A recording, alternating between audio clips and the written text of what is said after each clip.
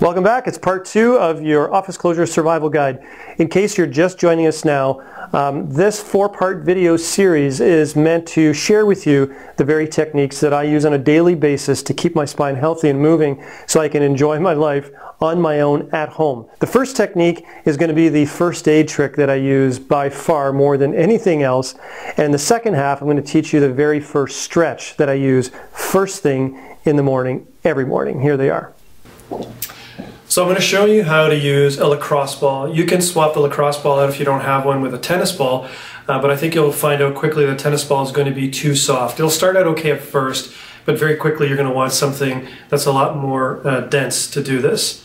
So all I do is I lean up against the wall that's behind me. I have my feet pushed away from the wall, and my bottom is pushed up against the wall too. So my back is flat right against the wall. You'll see this on the side view in a moment.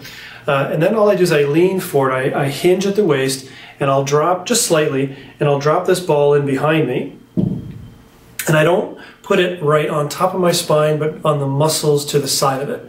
So I can position the ball just by moving my body a little bit. And then what I'll do is I'll lift my hips away from the wall. So now I'm actually putting pressure on the lacrosse ball right on the muscles that support my spine. And then just gently bending my knees, going up and down. That ball is going up and down my paraspinal muscles right now.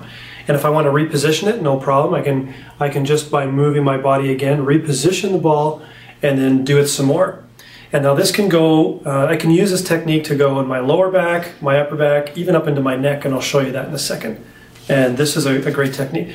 Whatever I do on one side, I'll then do on the other side.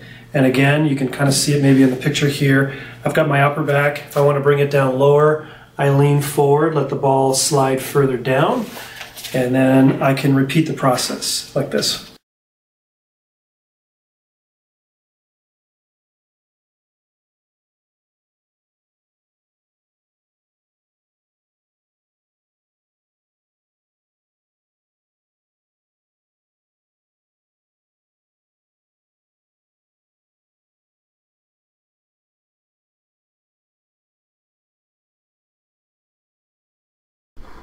Here's my starting position. I lean towards the right and I'm bending towards the left with all my weight on one foot. My arm is up and over my head. I hold that 20 to 30 seconds, and if you notice, my left foot, I've even taken it up off the floor to intensify the stretch a little bit. I do this gently though. Whatever I do to one side, I do to the other. I repeat the process, and I'm going to feel the stretch in through my thoracic spine, my hip, and even the side of my leg. Then I return to the standing position. From the side, what I want to show you here is that I'm actually standing really close to the wall. And what that does is it doesn't allow me to bend forward as I go through the stretching motion. It's very important that you stay upright. You maintain your posture.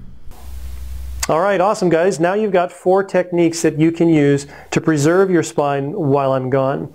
The reality of it is you may injure yourself, or you may find yourself in a significant amount of pain, and you're wondering, do I use ice or heat for this pain that I'm having?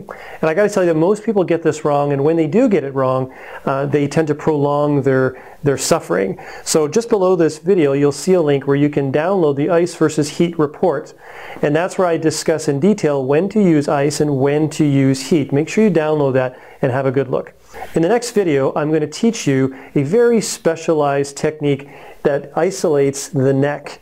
And so I'm going to use the whole video just to describe this. In a future video, I'm going to show you some things that just targets the lower back. So we'll see you in the next video.